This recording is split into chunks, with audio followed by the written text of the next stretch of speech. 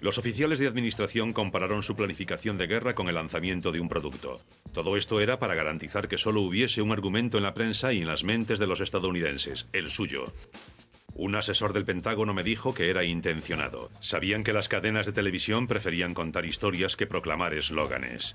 Su historia se convirtió en la narración maestra que definía a Irak como el problema y las intervenciones militares estadounidenses como la única solución. Normalmente la propaganda se dirige al enemigo. En esta guerra la infiltraron cuidadosamente en las noticias y la dirigieron a la opinión pública estadounidense y mundial. There are known knowns. There are things we know that we know. There are known unknowns. That is to say, there are things that we now know we don't know. But there are also unknown unknowns. There are things we do not know we don't know. This platform is not a platform for propaganda. This is a platform for truth. En su plan de guerra, Tommy Franks, el comandante militar de los Estados Unidos, describió a la prensa antes conocida como el Cuarto Poder como el Cuarto Frente. Sabía que el respaldo de los medios era esencial para la victoria y lo cultivó. This will be a campaign unlike any other in history. El Pentágono se centraba en ganar la guerra de los medios y filtraba su plan a reporteros de su confianza. Los militares disfrutaron de una cobertura positiva durante la guerra porque sabíamos cuál era el plan. Así que informábamos de las cosas que estaban en el plan. O no nos preocupábamos si nos retrasábamos 2 o 3 días porque sabíamos que tenía éxito. Antes de eso, cuando los medios presionaban para tener acceso, al equipo de Frank se le ocurrió la idea de incorporar reporteros. Una ex profesional de las relaciones públicas de empresa convertida en oficial del Pentágono llevó a cabo el programa. Una de las cosas que hicimos fue adoptar el mismo tipo de planificación, entrenamiento y disciplina que conllevan las operaciones militares e incorporar este aspecto a las operaciones militares. Ramphel y Myers, como hombres inteligentes que son, incluyeron a gente como yo en el plan desde el primer momento. Victoria Clark consiguió que las cadenas más importantes firmasen un contrato aceptando ciertas reglas básicas que ponían al Departamento de Defensa al control de todo.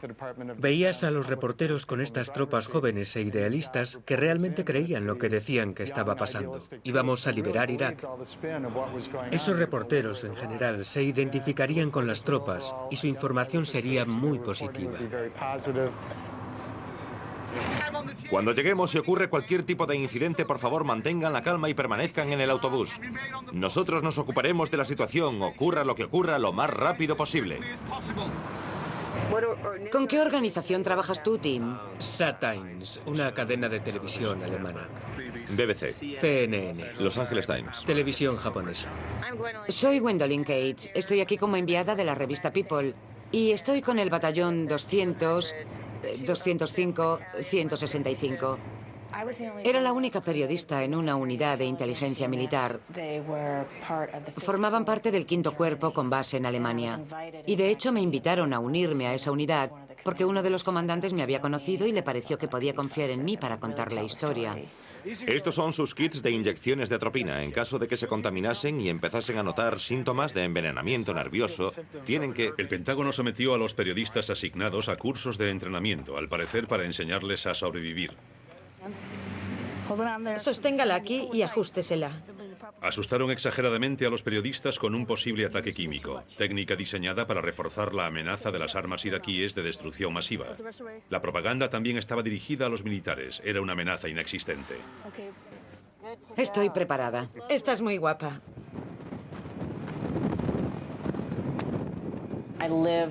Vivía, comía y dormía con los soldados. Entre nosotros se estableció un vínculo muy fuerte y muy personal. Compartimos las tormentas de arena y la falta de alimentos. La gente me hablaba de sus temores, de los hijos que habían dejado en casa, de su miedo a la muerte y todas esas cosas. Así que me impliqué mucho personalmente con ellos como personas. Al mismo tiempo los observaba con imparcialidad periodística, pero ponía su seguridad ante cualquier tipo de responsabilidad periodística que yo tuviese, ante cualquier responsabilidad profesional, y no habría hecho nada que los hubiese puesto en peligro.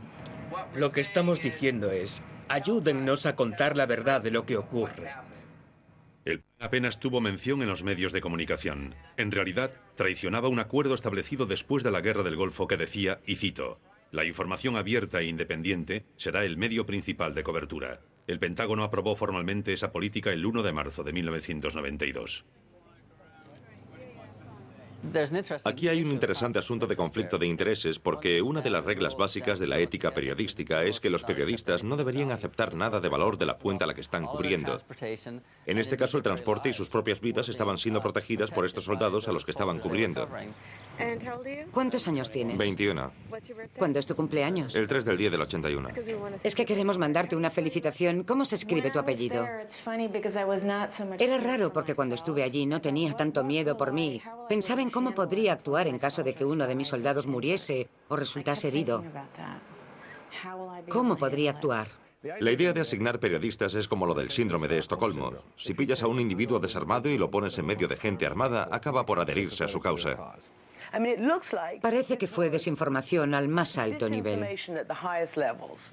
Más tarde, la reportera de la CNN, Christiane Amanpour, admitió que su propia cadena silenció las noticias. Sí, creo que silenciaron a la prensa y que la prensa se autosilenció. Siento decirlo, pero ciertas televisiones, y quizás hasta cierto punto la mía, se sintieron intimidadas por la administración y sus soldados de a pie en Fox News. De hecho, todo eso creó un clima de miedo y autocensura desde mi punto de vista en el tipo de retransmisión que hicimos. Os habéis dejado dominar por los índices de audiencia. Pero nada más lejos de la realidad. Dejaré que los medios de comunicación se defiendan, pero les prometo que dentro de 5, 10 o 15 años, la gente que estudia estas cosas dirá, nunca se ha visto una cobertura tan real, tan precisa y tan agresiva de un conflicto militar. Una semana más tarde, la CNN contrató a la agente de publicidad Victoria Clark como colaboradora en los medios. Parece que el fuego procede de la comisaría de policía de allí abajo. Creo que muchos periodistas se acobardaron, muchos de ellos perdieron su capacidad crítica, su capacidad de enfatizar el hecho de que era posible que hubiese problemas porque no querían que los echasen del equipo. Querían quedarse allí. Una vez que la guerra empezó, queríamos que ganase Estados Unidos. Llegamos a conocer a los soldados como personas y queríamos que tuviesen éxito.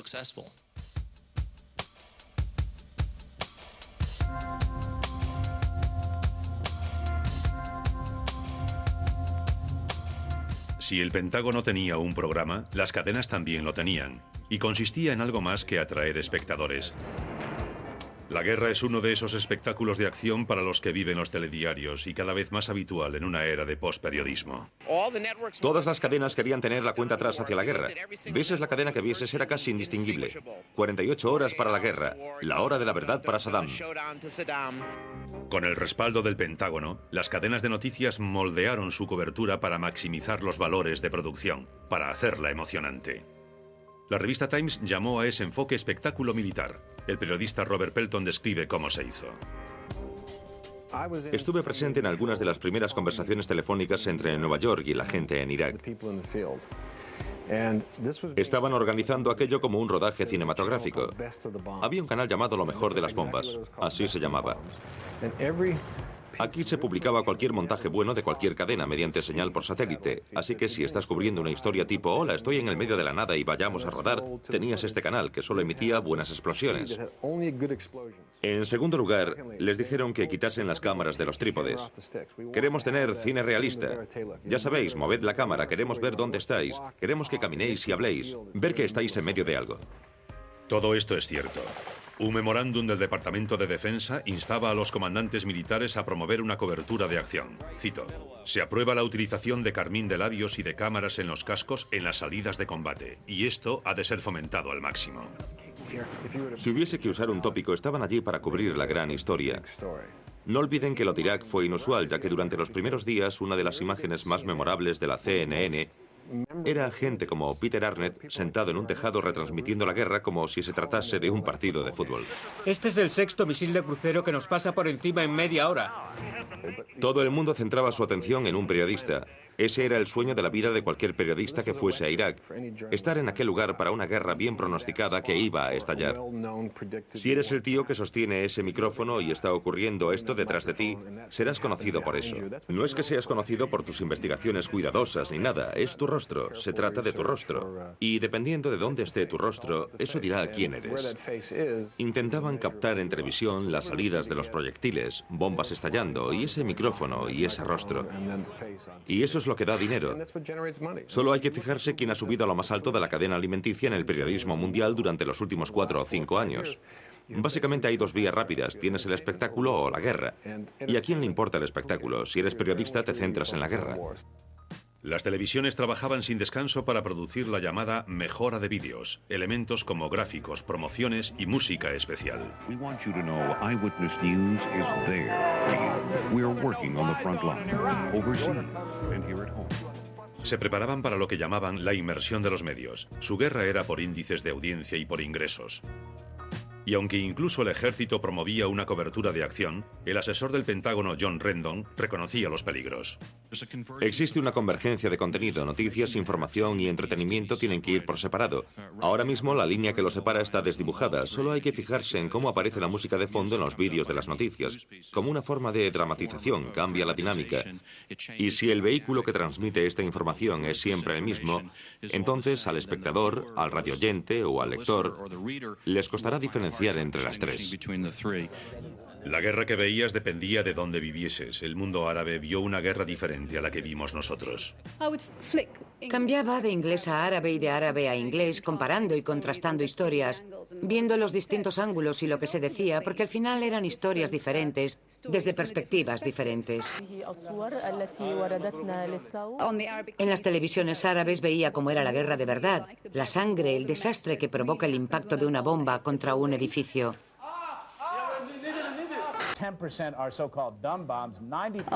En la CNN se veían más cosas de estrategia. La gente tiene que aceptar responsabilidades. Hay una responsabilidad moral. Creo que los periodistas tienen esa responsabilidad de su profesión y después de todo la han elegido.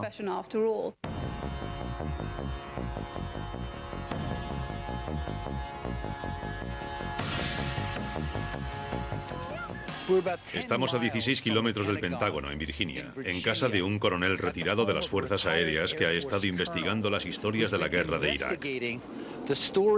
Cómo fueron fabricadas, distorsionadas y desvirtuadas por los medios de comunicación. He oído a militares decir algunas cosas sobre los iraquíes y ahí hay algo que no está bien. Soy Sam Gardiner, un oficial retirado de las Fuerzas Aéreas y he enseñado estrategia en la Escuela Nacional de Guerra, en la aérea y en la naval. Gardiner hizo un estudio que describe los documentos del Pentágono sobre la guerra de Irak.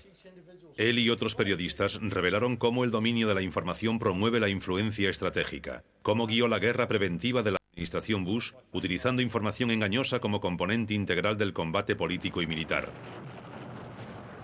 Esto va más allá de influir en lo que pensamos. Lo que pretende es controlar lo que pensamos. Las empresas buscan la cuota de mercado.